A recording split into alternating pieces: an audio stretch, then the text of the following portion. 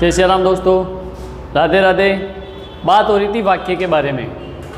वैसे कि हमने पिछली क्लास में जाना था कि वाक्य क्या होता है, वाक्य की परिभाषा, वाक्य के भेद और वाक्य के तत्व अंगों के बारे में हमने बात की थी। हमने वाक्य की परिभाषा व अंग के बारे में बात कर चुके थे। विधेय और उद्देश्य के बारे में हम बात कर चुके थे कि विधेय क्या होता है, उद्देश्य क्या होता है। आज हम बात करेंगे वाक्य के भेद के बारे में। वाक्य के भेद, वाक्य के 3 भेद होते हैं। पहला होता है रचना या संरचना के आधार पे होता है, दूसरा क्रिया के आधार पे और तीसरा अर्थ के आधार पे। तो हम बात करते हैं पहला वाक्य में रचना के आधार पे। वाक्य के भेद, वाक्य के 3 भेद होते हैं। पहला जो वाक्य का भेद होता है वो होता है रचना के आधार पे।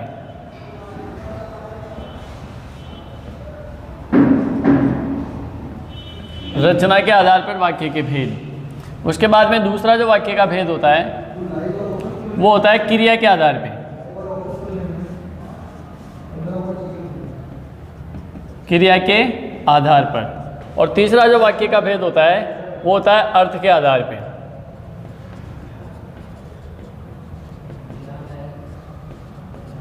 वाक्य के 3 भेद होते हैं, रचना के आधार पे, क्रिया के आधार पे और अर्थ के आधार पे। अब बात करते हैं रचना के आधार पे वाक्य के भेद। तो रचना के आधार पे वाक्य के 3 भेद होते हैं। रचना के आधार पर वाक्य के 3 भेद होते हैं। पहला जो वाक्य का भेद होता है रचना के आधार पे वो होता है पहला, दूसरा और तीसरा। पहला सरल या साधारण वाक्य, दूसरा जो होता है वो संयुक्त या संश्लिष्ट वाक्य होता है, और तीसरा जो होता है उसे हम कहते हैं मिश्र, मिश्रित या जटिल वाक्य। मिश्र, मिश्रित या जटिल वाक्य ये होते हैं रचना के आधार पे। रचना के आधार पे वाक्य के 3 भेद होते हैं। पहला सरल या साधारण वाक्य, दूसरा संयुक्त या संश्लिष्ट वाक्य और तीसरा होता है मिश्र, मिश्रित या जटिल वाक्य। ये रचना के आधार पे होते हैं। अगर हम क्रिया की बात करें तो क्रिया के आधार पे वाक्य के कितने भेद होते हैं? तो क्रिया के आधार पे भी वाक्य के 3 भेद ही होंगे। क्रिया के आधार पर भी वाक्य के 3 भेद ही होंगे। पहला जो भेद होता है वो होता है कर्तृवाच्य। अब यहाँ पे वाक्य वाच्य में परिवर्तित हो जाएगा। वाच्य और वाक्य 2 अलग अलग चीज़ें हैं। इसमें अगर पूछता है क्रिया के आधार पे वाक्य के कितने भेद होते हैं तो वहाँ पे 3 बताएंगे। पहला होता है कर्तृवाच्य, दूसरा होता है कर्मवाच्य और तीसरा होता है भाववाच्य। ये तीनों होते हैं क्रिया के आधार पे। तो क्रिया के आधार पे वाक्य के 3 भेद होते हैं, कर्तृवाच्य, कर्मवाच्य और भाववाच्य। अब हम बात करते हैं कि वाक्य का अंतिम और तीसरा भेद होता है अर्थ के आधार पर। अगर अर्थ के आधार की बात करें तो उसके भेद होते हैं 8। अर्थ के आधार पे वाक्य के 8 भेद होते हैं।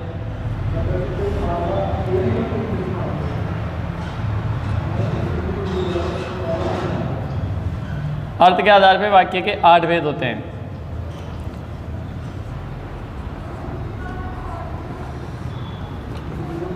पहला जो वाक्य होता है अर्थ के आधार पे वो होता है विधानार्थक। या आप लोग ऐसे भी लिख सकते हो डायरेक्ट ही, हम विधान लिख दिया, पहला लिख दिया विधान, दूसरा हमने लिख दिया विस्मय, तीसरा हमने लिख दिया इच्छा, चौथा हमने लिख दिया आदेश, पांचवा हमने लिख दिया संकेत, छठा हमने लिख दिया संदेह, सातवां हमने लिखा प्रश्न और आठवां हमने लिखा नकार। ये अर्थ के आधार पे वाक्य के 8 भेद होते हैं। जैसे मैंने लिखा विधान, विस्मय, इच्छा, आदेश, संकेत, संदेह, प्रश्न, नकार। ये अर्थ के आधार पे होते हैं। पहला विधानार्थक, अगर विधान की बात करें तो विधानार्थक हम इसे कहते हैं कि विधानार्थक, पहला वाक्य विधानार्थक।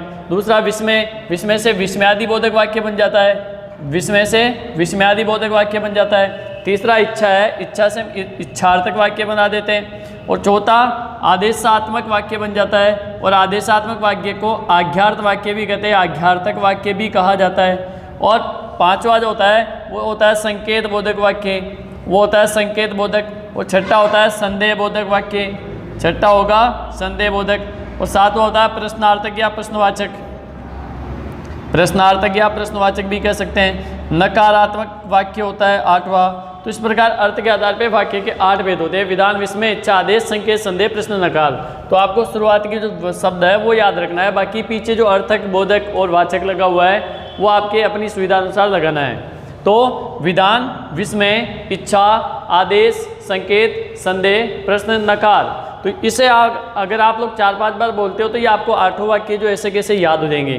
तो अर्थ के आधार पे वाक्य के 8 भेद होते हैं, विधान, विस्मय, इच्छा, आदेश, संकेत, संदेह, प्रश्न, नकार। तो ये चीज़ आप लोग ध्यान रखेंगे।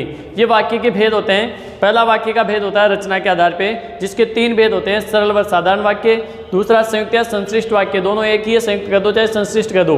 तीसरा होता है मिश्र, मिश्रित या जटिल वाक्य। ये रचना के आधार पे वाक्य के 3 भेद। उसके बाद हमने बात की क्रिया के आधार पे वाक्य के भेद। तो क्रिया के आधार पे भी वाक्य के 3 ही भेद होते हैं। पहला कर्तृवाच्य होता है, दूसरा होता है कर्मवाच्य और तीसरा भाववाच्य होता है। अगर हम बात करें अर्थ के आधार पे वाक्य के भेद, तो अर्थ के आधार पे वाक्य के 8 भेद होते हैं, जो विधानार्थक यानी विधान, विस्मय, इच्छा, आदेश, संकेत, संदेह, प्रश्न, नकार के रूप में जाने जाते हैं। तो ये वाक्य के भेद हो गए। अब हम इनके एक एक के बारे में बात करते हैं कि इनके उदाहरण परीक्षा से संबंधित तथ्यों में कैसे आते हैं और कैसा प्रश्न पूछा जाता है। तो हम बात करते हैं सबसे पहले रचना के आधार पे वाक्य के भेद। तो एक बार आप इसका स्क्रीनशॉट ले लो ताकि आपके समझ में आ जाए।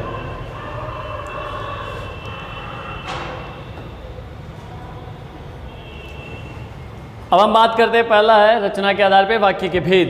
रचना के आधार पे वाक्य के 3 भेद होते हैं, जिसमें से पहला जो वाक्य आया है वो आया सरल या साधारण वाक्य। सरल या साधारण वाक्य।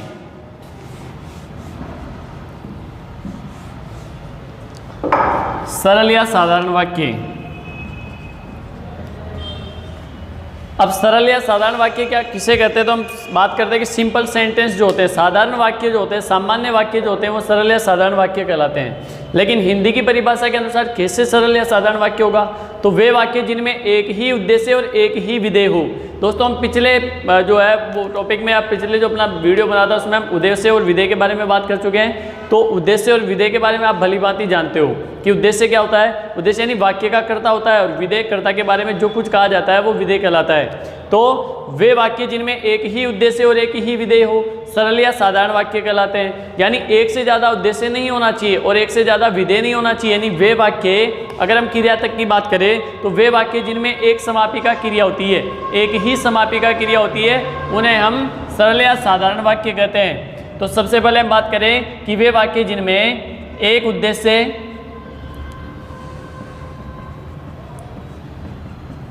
एक ही विधेय हो,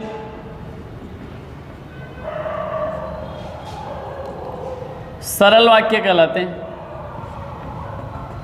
सरल वाक्य कहलाते हैं। वे वाक्य जिनमें एक ही उद्देश्य, एक ही विधेय हो, सरल वाक्य कहलाते हैं। अब इसका उदाहरण कैसे आता है परीक्षा में? तो मैंने लिख दिया जैसे प्रदीप पतंग उड़ा रहा है। प्रदीप पतंग उड़ा रहा है। ये एक सरल या साधारण वाक्य है। अब इसमें देखो, ये क्रिया है, वाक्य को समाप्त कर रही है, इसके बाद में कोई क्रिया नहीं आ रही है। यानी यहाँ पे वाक्य में एक ही क्रिया आ रही है, उड़ाना क्रिया है। तो यहाँ पे उड़ाना क्रिया एक ही क्रिया ही। अगर इससे पहले अगर और क्रिया आती है तो असमापिका क्रिया होती है, यानी वहाँ पे वाक्य को असमाप्त कर देने वाली क्रिया थी। लेकिन ये इससे वाक्य समाप्त हो रहा है, इसका मतलब समापिका क्रिया होगी। अब इसका वाक्य का कर्ता है प्रदीप। प्रदीप वाक्य का कर्ता है और वाक्य में एक ही कर्ता है, प्रदीप पतंग उड़ा रहा है। ठीक है, प्रदीप जो है ये उद्देश्य कहलाएगा, वाक्य का कर्ता ही वाक्य का उद्देश्य कहलाता है, और शेष बचा हुआ वाक्य विधेय कहलाएगा। तो वे वाक्य जिनमें एक ही उद्देश्य, एक ही विधेय हो, वे वाले वाक्य जो है सरल या साधारण वाक्य कहलाते हैं। तो ये सरल या साधारण वाक्य हुआ। इसी तरह मैं आपको और उदाहरण देता हूं। तर्कशील विवेकानंद। तर्क सिद्ध न होने पर अपने गुरु की बात भी नहीं मानते। वाक्य बड़ा है, वाक्य बड़ा पर अपने को समझना है कि सरल या साधारण वाक्य किसे कहते हैं। तो तर्कशील विवेकानंद तर्क सिद्ध न होने पर अपने गुरु की बात भी नहीं मानते। ये एक अपने समक्ष एक साधारण या सरल वाक्य है। अब इस सरल या साधारण वाक्य में एक ही उद्देश्य आना चाहिए। यानी यहाँ पे एक ही उद्देश्य आया, तर्कशील विवेकानंद, ये पूरा का पूरा उद्देश्य कहलाएगा। ये कर्ता हो गया और ये कर्ता का विस्तारक कहलाएगा। तो हमने कर्ता और कर्ता के विस्तारक के बारे में बात की थी। जो कर्ता का बखान करते हैं, कर्ता के बारे में जो कुछ कहा गया है या कर्ता के बारे में जो बताया गया है विस्तार से, कृता की विशेषता बताने वाला शब्द विशेषण न कहलाकर वाक्य के हिसाब से यहाँ कृता का विस्तारक कहलाएगा।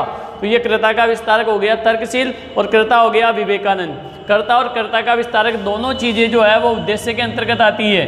ये दोनों चीज़ें उद्देश्य के अंतर्गत आती है। बाकी शेष बचा हुआ वाक्य विधेय के अंतर्गत आएगा और विधेय के अंतर्गत जो है कर्म, कर्म का विस्तारक, क्रिया, क्रिया का विस्तारक। अगर पूरक आता तो पूरक का विस्तारक भी होगा। तर्क सिद्ध न होने पर अपने गुरु की बात भी नहीं मानते।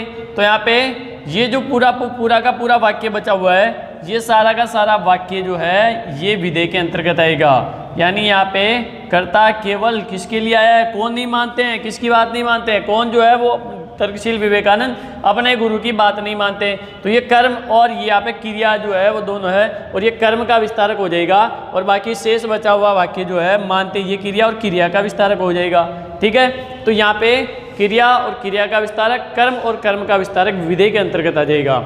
ये सारा वाक्य जो है तर्कशील विवेकानंद यानी विवेकानंद के लिए कहा गया है। तो वे वाक्य जिनमें एक ही उद्देश्य, एक ही विधेय हो, सरल या साधारण वाक्य कहलाते हैं। जैसे इसके अलावा और वाक्य आता है, जैसे ऐसे ये तो सिंपल सेंटेंस था, ये थोड़ा बड़ा था, तो इससे अपने थोड़ा ये समझने को भी मिला कि इसमें एक ही उद्देश्य, एक ही विधेय हो, वाक्य कितना ही लंबा चौड़ा हो लेकिन एक ही उद्देश्य होना चाहिए, एक ही विधेय होना चाहिए, तो सरल या साधारण वाक्य कहलाएगा। अब देखो एक परीक्षा में प्रश्न आ जाता है कि कभी कभार क्या होता है, कृता ज़्यादा आ जाते हैं, एक नहीं, दो नहीं, तीन, चार कृता आ जाते हैं, तो क्या वो वाले वाक्य भी सरल या साधारण वाक्य कहलाते हैं? तो उनके बारे में भी हम चर्चा कर लेते हैं।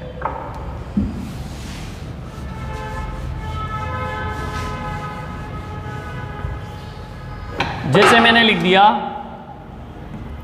रमेश, विनोद, दिनेश, राकेश, इसमें चार कर्ता मैंने लिखे। उसके बाद लिख दिया शादी में जा रहे हैं। बहुवचन है तो बहुवचन में यहाँ है जो है इसमें जो अनुस्वार का प्रयोग किया जाएगा। अब देखो रमेश, विनोद, दिनेश, राकेश शादी में जा रहे हैं। अब यहाँ पे वाक्य का कर्ता कौन है? रमेश भी है, विनोद भी है, दिनेश भी है और राकेश भी है। ये सारे के सारे वाक्य का कर्ता यानी चारों वाक्य के कर्ता है। लेकिन ये कार्य क्या कर रहे हैं? ये केवल एक ही कार्य कर रहे हैं, एक ही कार्य कर रहे हैं, यानी एक ही विधेय है वाक्य में, शादी में जा रहे हैं। यानी कर्म और कर्म का विस्तारक, कर्म आया, कर्म का विस्तारक नहीं, इसमें क्रिया और क्रिया का विस्तारक दोनों है। ठीक है, तो शादी में जा रहे हैं, तो ये जो पूरा बचा हुआ सेंटेंस है केवल एक ही है, शादी में जा रहे हैं, इससे आगे कोई वाक्य बना हुआ नहीं है। अगर कोई योजक चिन्ह जुड़ के आता और योजक चिन्ह जुड़ के बना होता और आगे शादी में जा रहे हैं या आगे और कोई वाक्य आता तो उसमें दो विधेय हो सकते थे, लेकिन यहाँ पे एक ही विधेय है और कर्ता चार है। कर्ता चार है लेकिन उनकी क्रिया अगर समापिका आ रही है, वाक्य में एक ही समापिका क्रिया होती है, तो वो सरल या साधारण वाक्य कहलाएगा। तो इसमें एक ही समापिका क्रिया आ रही है, जा रहे हैं, ये एक ही समापिका क्रिया है। दो क्रिया नहीं आ रही है, एक क्रिया पहले यहाँ आ जाती, एक क्रिया यहाँ आती, तो वो असमापिका क्रिया होती।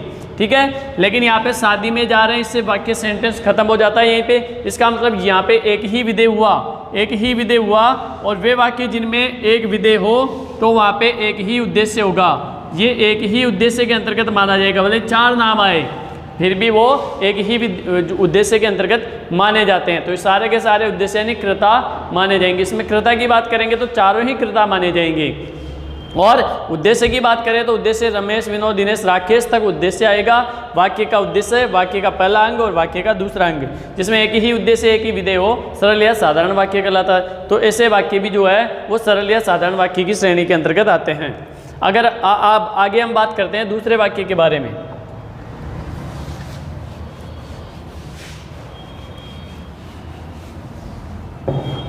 यह एक वाक्य इसी में से आ जाता है, जैसे रमेश और विनोद बाजार जा रहे हैं या बाजार गए। अब यहाँ पे देखो एक योजक चिन्ह आया और, रमेश और विनोद। यहाँ पे ये जो वाक्य होगा, ये वाक्य यानी ये वाक्य पूरा नहीं हो रहा कि अगर हम यहाँ तक बात करें रमेश और विनोद, तो ये वाक्य नहीं है, ये तो केवल उद्देश्य के अंतर्गत ही आएगा, यानी दो कृता है। तो इसका मतलब यहाँ पे इस तरह के सेंटेंस आ जाते हैं। अगर और का प्रयोग हो रहा है तो दो वाक्यों को जोड़ने के काम में आना चाहिए, तब वहाँ पे वो उद्देश्य के अंतर्गत नहीं आता।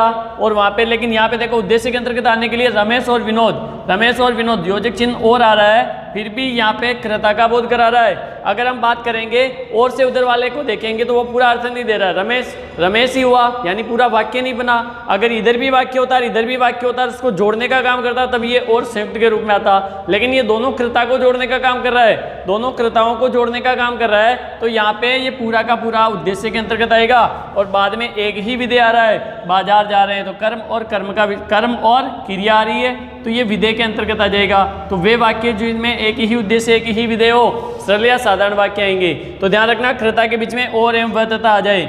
वाक्य के बीच में आता है, वाक्य के बीच में आए दो उपवाक्यों में विभाजित कर देता है तब संयुक्त या सरल वाक्य कहलाता है, संयुक्त या संश्लिष्ट वाक्य कहलाता है। लेकिन जब कृता के बीच में आता है और एक कृता को अलग करे तो वाक्य बैठता नहीं है। रमेश कोई वाक्य नहीं है, ये बैठता नहीं है, वाक्य नहीं बैठ पा रहा है, इसका मतलब यहाँ पे ये कृता ही माना जाएगा, उद्देश्य के अंतर्गत ही आएगा। और विनोद, ये भी एक वाक्य नहीं बैठ पा रहा है, तो यहाँ पे हम देखेंगे इसको हटाएंगे तो विनोद बाजार जा रहा है, यानी वहाँ पे भी वाक्य अशुद्ध होगा। यानी दोनों चीज़ों को एक साथ देखेंगे, रमेश और विनोद, तो इसका मतलब वाक्य के उद्देश्य यही है और दोनों एक साथ एक ही क्रिया कर रहे हैं। इसका मतलब इसमें एक ही समापिका क्रिया, ये विधेय होगा। जिसमें एक ही उद्देश्य एक ही विधेय हो वो वाले वाक्य सरल या साधारण वाक्य कहलाते हैं। ठीक है, अब हम बात करते हैं दूसरे वाले वाक्य, संयुक्त या संश्लिष्ट वाक्य, जो रचना के आधार पर दूसरे वाक्य हैं। तो पहला वाक्य हमने पढ़ा जिसमें एक ही उद्देश्य एक ही विधेय हो, सरल या साधारण वाक्य कहलाते हैं। अब दूसरा वाक्य है संयुक्त या संश्लिष्ट वाक्य। रचना के आधार पर वाक्य का दूसरा भेद होता है, उसे हम कहते हैं संयुक्त या संश्लिष्ट वाक्य। जैसे कि विदित होता है कि संयुक्त का अर्थ होता है जोड़ने वाले वाक्य, संयुक्त या संश्लिष्ट वाक्य।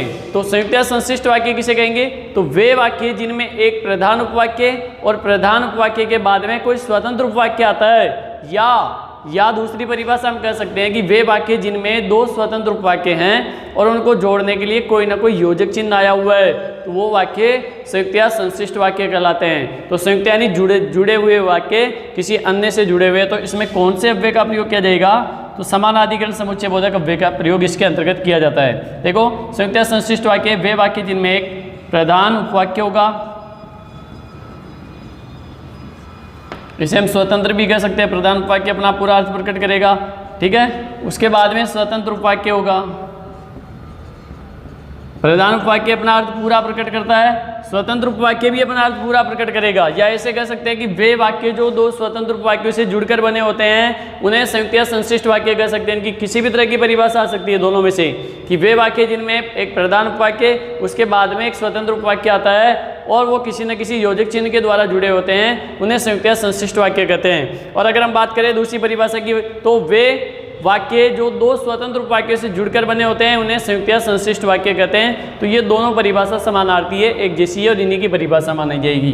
तो प्रधान उपवाक्य, स्वतंत्र उपवाक्य, ठीक है, यहाँ पे इनको जोड़ने के लिए कोई ना कोई योजक चिन्ह आएगा, तो वो वाला वाक्य संयुक्त या संश्लिष्ट वाक्य कहलाता है। अब ध्यान रखना, योजक चिन्ह यानी जोड़ने के लिए अव्यय का प्रयोग करेंगे। यहाँ पे अव्यय हमने पढ़े थे, अव्यय शब्द के बारे में बात हुई थी, उस समय हमने अव्यय पढ़े थे। अव्यय के चार भेद होते हैं, विकारी अविकारी दो शब्द होते हैं और अव्यय अविकारी एक ही बात है। वे शब्द जो लिंग वचन कारक काल के अनुसार परिवर्तित नहीं होते हैं उन्हें अव्यय या अविकारी कहते हैं। और वो अव्यय या अविकारी भी चार भेद होते हैं। पहला आपने पढ़ा था क्रिया विशेषण, क्रिया विशेषण के बाद में संबंध बोधक, फिर समुच्चय बोधक और फिर विस्मयादि बोधक।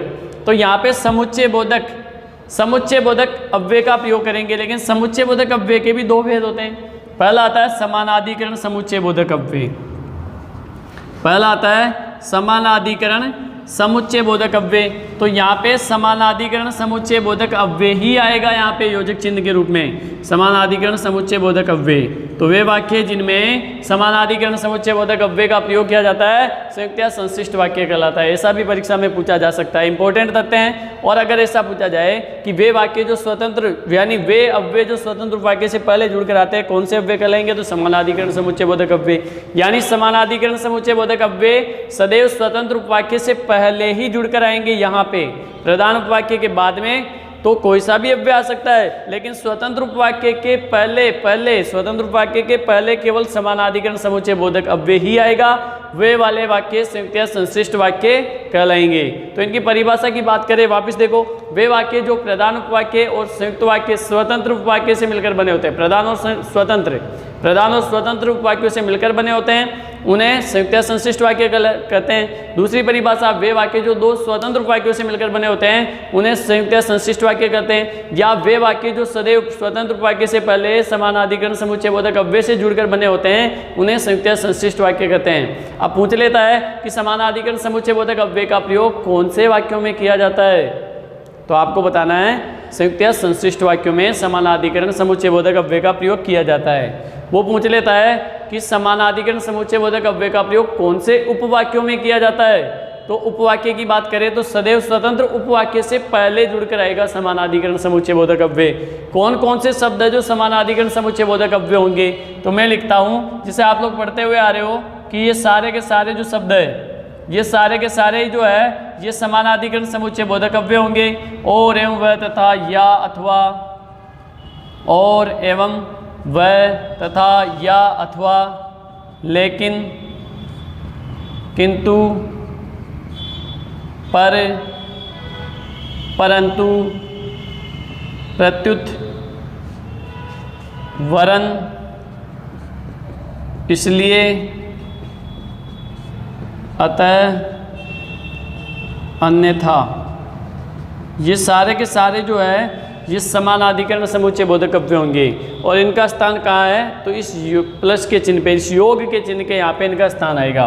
यानी संयुक्त व संश्लिष्ट वाक्य में यहाँ प्रयुक्त होंगे। ये एक वाक्य होगा जो अपना पूरा अर्थ प्रकट करेगा, ये भी अपना पूरा अर्थ प्रकट करेगा, लेकिन जब इनको जोड़ेंगे दोनों वाक्यों को तो ये उपवाक्य बन जाएंगे। और उपवाक्य बन के पूरा का पूरा एक वाक्य बनेगा, उसे हम कहेंगे संयुक्त या संश्लिष्ट वाक्य। और यहाँ पे स्वतंत्र उपवाक्य से पहले ये इस तरह के चिन्ह यानी ये सारे के सारे जुड़ कर आएंगे। स्वतंत्र उपवाक्य से पहले इनमें से कोई ना कोई योजक चिन्ह जुड़ा होगा। अब मैं आपको उदाहरण देता हूँ, पूरी चीज़ समझ में आएगी। जैसे मैंने लिख दिया सूरदास जन्मांध थे। अब मैं यहाँ पे वाक्य को समाप्त कर देता हूँ, सूरदास जन्मांध थे। यहाँ पे एक उद्देश्य और एक ही विधेय आया, इसका मतलब यहाँ पे ये वाला वाक्य सरल या साधारण वाक्य है, यानी ये अपना पूरा अर्थ प्रकट कर रहा है। इसका मतलब ये प्रधान उपवाक्य भी कहलाता है। अगर आगे कोई वाक्य आएगा तो ये पहले प्रधान उपवाक्य कहलाएगा। जब उपवाक्य की बात करेगी कौन सा उपवाक्य है, तो प्रधान उपवाक्य। वाक्य की बात करें तो कौन सा वाक्य है, सरल या साधारण वाक्य। अब इसको योजक चिन्ह के द्वारा जोड़ना है। इनमें से कोई ना कोई योजक चिन्ह लगाता हुआ मैं एक और वाक्य बनाता हूँ। तो मैंने लिख दिया किंतु सूरदास संवेदनहीन नहीं थे। देखो यहाँ पे आपके समक्ष दो वाक्य बने। पहला देखो सूरदास जन्मांध थे, एक वाक्य है। अब इसको छोड़ दो, इधर इस वाले वाक्य को भूल जाओ। सूरदास संवेदनहीन नहीं थे, ये भी एक वाक्य है। ये भी सरल वाक्य है, ये भी सरल वाक्य है। इसमें एक उद्देश्य है, इसमें भी एक ही उद्देश्य है। इसमें एक विधेय है, इसमें भी एक ही विधेय है। अब ये सरल वाक्य हो गया, ये भी सरल वाक्य हो गया, लेकिन इनको जोड़ने का काम किया इसने, किंतु ने। जोड़ने का काम किया किंतु ने। तो ये जो किंतु आ रहा है ये योजक चिन्ह के रूप में आ रहा है, इसे समानाधिकरण समुच्चय बोधक अव्यय कहेंगे। और इसने जोड़ने का काम किया इन दोनों वाक्यों को। और जैसे ये दोनों वाक्य जुड़ेंगे तो ये दोनों स्वतंत्र वाक्य यानी अपना अर्थ पूरा प्रकट कर रहे हैं, तो ये दोनों स्वतंत्र उपवाक्य हो गए। इसे हम स्वतंत्र उपवाक्य कह सकते हैं कि ये पूरा स्वतंत्र उपवाक्य हो गया और ये भी स्वतंत्र या प्रधान उपवाक्य हो गया। पहला वाला आ रहा है उसे हम प्रधान या स्वतंत्र भी कह सकते हैं। तो स्वतंत्र या प्रधान उपवाक्य, अब दो स्वतंत्र उपवाक्यों से मिलकर बने जुड़े हुए हैं, ये जोड़ने का चिन्ह आ गया। इसने जोड़ दिया इन दोनों को और जोड़ के एक पूरा का पूरा वाक्य बना दिया, उसे हम कहेंगे संयुक्त या संश्लिष्ट वाक्य। अब वो पूछेगा पूरा का पूरा वाक्य देता है और पूछ लेता है कि निम्नलिखित वाक्य कौन सा है, तो हम बताएंगे संयुक्त या संश्लिष्ट वाक्य कहलाता है। अब वो पूछेगा कि निम्नलिखित में से स्वतंत्र वाक्य कौन सा है, तो सबसे पहली बात ध्यान रखनी है कि यहाँ वाला वाक्य ये स्वतंत्र वाक्य कहलाएगा किंतु से। इसे हम पहले प्रधान उपवाक्य कहेंगे, बाद में स्वतंत्र कहेंगे, क्योंकि ये भी अपना पूरा अर्थ स्वतंत्र दे रहा है। तो अगर वो पूछ लेता है कि संयुक्त वाक्य में पहला स्वतंत्र या प्रधान उपवाक्य कौन सा, तो ये वाला हो गया। बाद में पूछता है कि स्वतंत्र उपवाक्य कौन सा है, तो यहाँ किंतु से देख के बताना है, क्योंकि समानाधिकरण समुच्चय बोधक अव्यय सदैव स्वतंत्र उपवाक्य से पहले जुड़कर आते हैं। स्वतंत्र उपवाक्य से पहले जुड़कर आएंगे समानाधिकरण समुच्चय बोधक अव्यय, और ये सारे के सारे समानाधिकरण समुच्चय बोधक अव्यय हैं, और ये सारे के सारे इसी तरह स्वतंत्र उपवाक्यों से पहले जुड़कर आएंगे। वो पूछ लेता है अब इन वाक्यों का यानी संयुक्त वाक्यों में ही इनका प्रयोग होता है, तो और एवं तथा अथवा लेकिन किंतु पर परंतु का प्रयोग जो है वो संयुक्त वाक्यों में ही होगा। ठीक है। अब जैसे मैं एक उदाहरण और देता हूं, राम पढ़ रहा है, ये एक सरल वाक्य हो गया, ये एक सरल वाक्य हो गया। ठीक है, अब मैं इस वाक्य को आगे बढ़ाना चाहता हूँ, मैं इसको संयुक्त बनाना चाहता हूँ, तो मैंने लिख दिया और लगा दिया, अब संयुक्त कर दिया। मैंने कोई वाक्य बनाना चाह रहा हूँ तो इनको संयुक्त करूंगा, यानी इनको जोड़ने के लिए कोई ना किसी योजक चिन्ह का प्रयोग करूंगा। तो मैंने समानाधिकरण समुच्चय बोधक अव्यय का प्रयोग किया। राम पढ़ रहा और मैंने यहाँ लिख दिया श्याम खेल रहा है। अब यहाँ पे आप इसका अर्थ देखोगे, श्याम खेल रहा है पूरा अर्थ दे रहा है। इस वाले वाक्य को भूल जाओ इधर वाले को, तो भी अपना पूरा अर्थ प्रकट कर रहा है कि श्याम खेल रहा है। एक ही उद्देश्य एक ही विधेय, यानी सरल या साधारण वाक्य हुआ। इसको देखो, इसको इस वाले वाक्य को भूल जाओ और से उधर के। राम पढ़ रहा है, एक ही उद्देश्य एक ही विधेय, ये भी सरल वाक्य हुआ। दो सरल वाक्य जुड़े, ये स्वतंत्र माना जाएगा, ये भी स्वतंत्र माना जाएगा, लेकिन पहले ये प्रधान माना जाएगा, बाद में ये स्वतंत्र माना जाएगा। यानी स्वतंत्र वाक्य की बात करेंगे तो ये स्वतंत्र उपवाक्य होगा, ये प्रधान उपवाक्य होगा, क्योंकि ये किससे जुड़ा हुआ है, और योजक चिन्ह से, समानाधिकरण समुच्चय बोधक अव्यय से जुड़ा हुआ है। तो समानाधिकरण समुच्चय बोधक अव्यय से जुड़ा हुआ स्वतंत्र उपवाक्य कहलाता है। तो यहाँ पे जोड़ने का काम कर रहा है, राम पढ़ रहा और श्याम खेल रहा है, इसका मतलब दोनों वाक्य संयुक्त वाक्य, यानी दोनों जुड़े हुए हैं किसी न किसी योजक चिन्ह के द्वारा, तो इसलिए इनको संयुक्त या संश्लिष्ट वाक्य कहेंगे। तो वे वाक्य जो प्रधान उपवाक्य और स्वतंत्र उपवाक्य से मिलकर बने होते हैं या जुड़कर बने होते हैं, उन्हें संयुक्त या संश्लिष्ट वाक्य कहते हैं। बात करते हैं वाक्य के रचना के आधार पर तीसरा भेद। पहला भेद हमने जाना सरल या साधारण वाक्य, दूसरा हमने संयुक्त या संश्लिष्ट वाक्य। अब हम बात करते हैं तीसरा मिश्र मिश्रित या जटिल वाक्य के बारे में।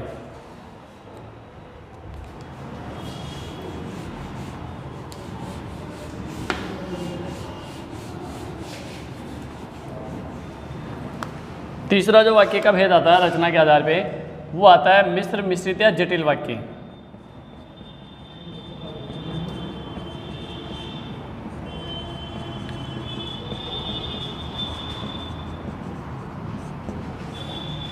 मिश्र मिश्रित या जटिल वाक्य। अब मिश्र मिश्रित जटिल वाक्य की परिभाषा की अगर हम बात करें तो वे वाक्य जिनमें एक प्रधान उपवाक्य आता है और प्रधान उपवाक्य के ऊपर निर्भर एक आश्रित उपवाक्य रहता है, तो वे वाले वाक्य मिश्र मिश्रित जटिल वाक्य कहलाएंगे।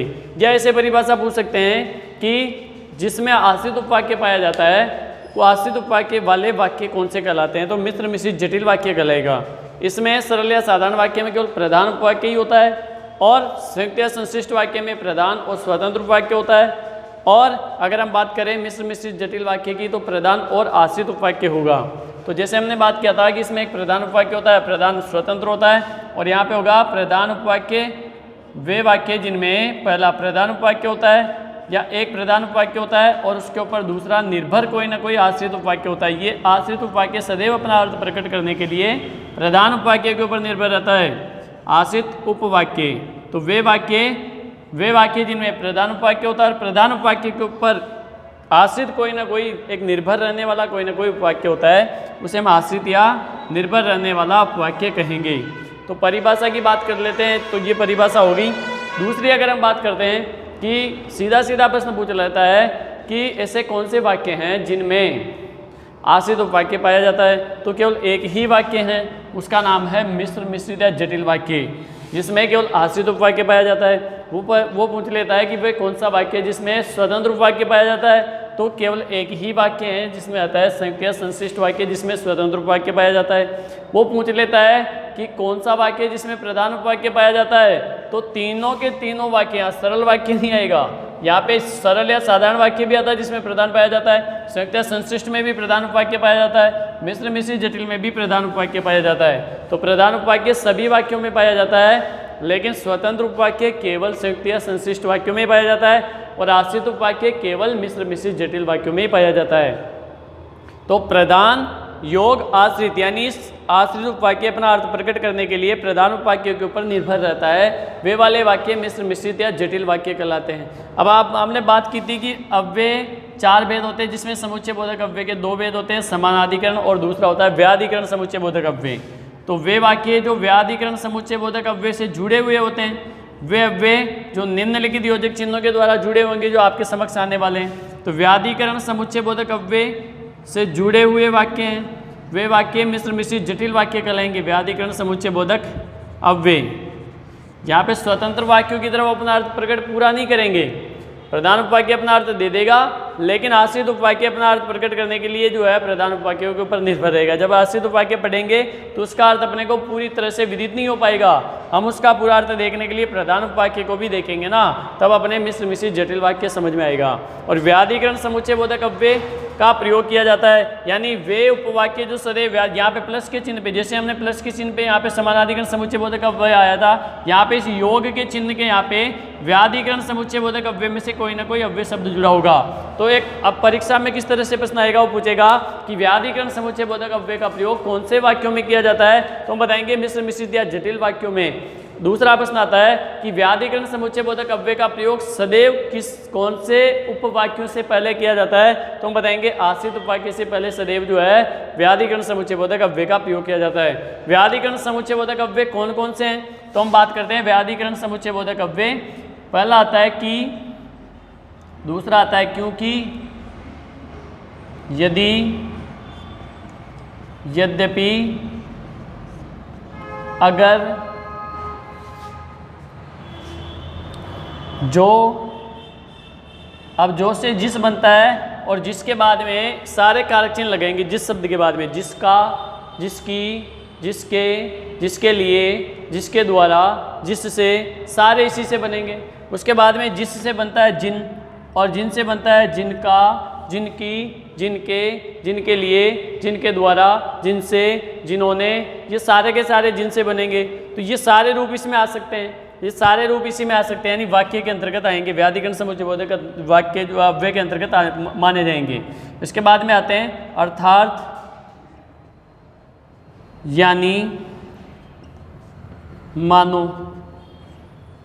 अर्थार्थ यानी मानो, मिश्र मिश्रित जटिल वाक्य, तो वे वाक्य जो प्रधान उपवाक्य और आश्रित उपवाक्य से मिलकर बने होते हैं मिश्र मिश्रित जटिल वाक्य कहलाते हैं। वे वाक्य जिनमें कोई आश्रित उपवाक्य होता है और आश्रित उपवाक्य अपना अर्थ प्रकट करने के लिए प्रधान उपवाक्य के ऊपर निर्भर रहता है, मिश्र मिश्रित जटिल वाक्य कहलाते हैं। व्याधिकरण समुच्चय बोधक अव्यय वाले वाक्य मिश्र मिश्रित जटिल वाक्य कहलाते हैं और आश्रित उपवाक्य से पहले जुड़कर आएगा। अब मैं जैसे आपके समक्ष उदाहरण लिखता हूँ, राकेश आज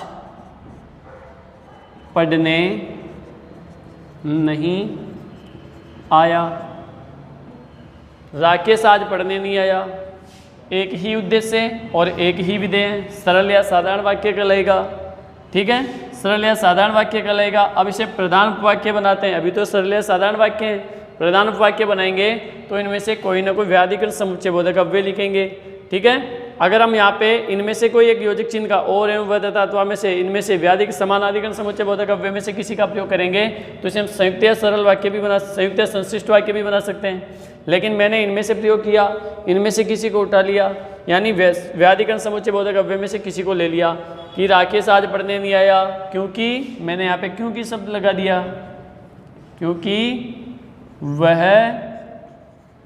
बीमार है, क्योंकि वह बीमार है।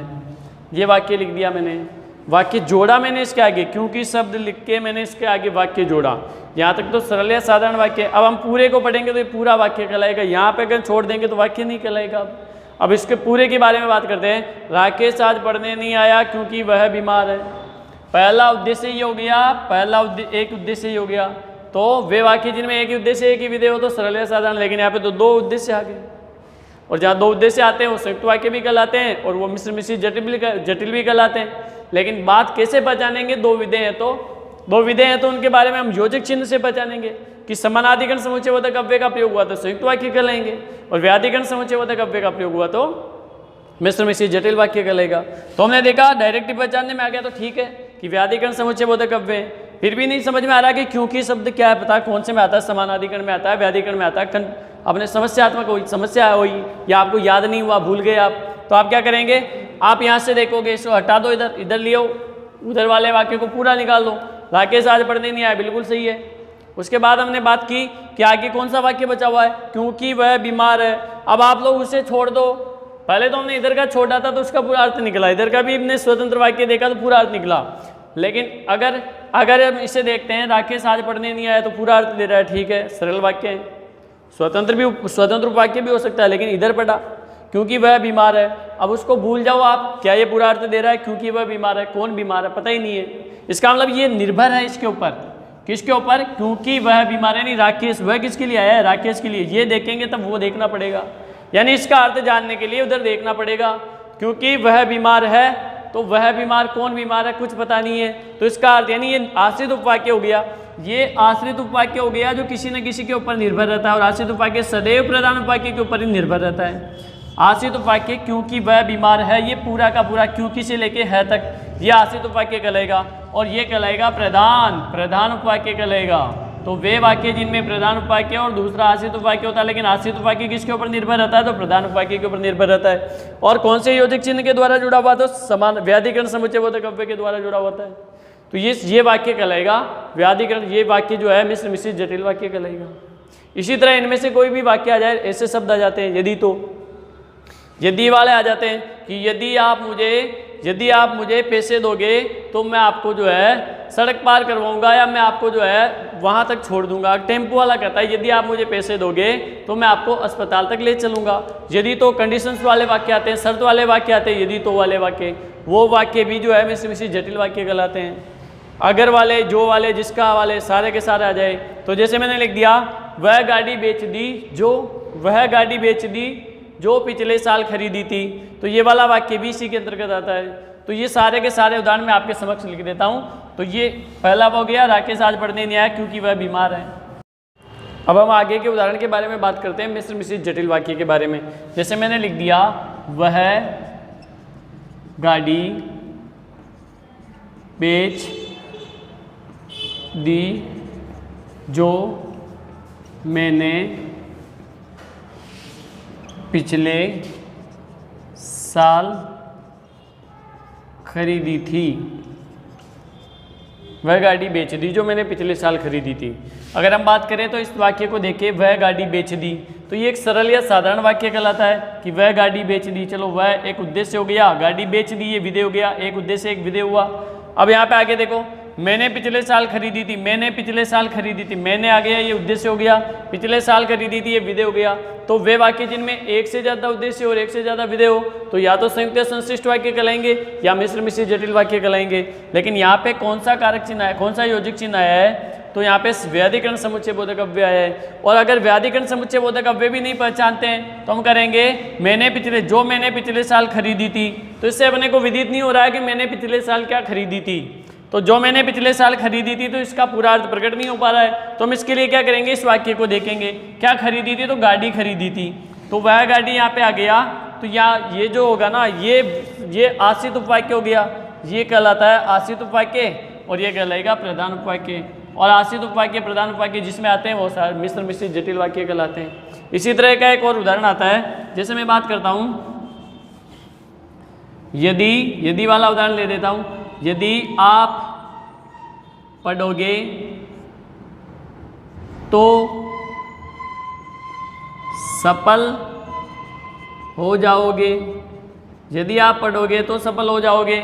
अब यहाँ पे देखो, यदि आप पढ़ोगे, इसके ऊपर आश्रित ये वाक्य तो सफल हो जाओगे, ये आश्रित तो सफल हो जाओगे आश्रित कहलाएगा, और ये वाला प्रधान कहलाएगा। अब इसका अर्थ देखेंगे, तो सफल हो जाओगे, तो सफल कब होंगे, ये पूरा अर्थ नहीं दे रहा है। तो इसके लिए हम क्या करेंगे, इसने हमने प्रधान उपवाक्य की ओर देखा और इसका अर्थ पता चल गया अपने को। तो प्रधान उपवाक्य ये कहलाएगा और ये आश्रित उपवाक्य कहलाएगा।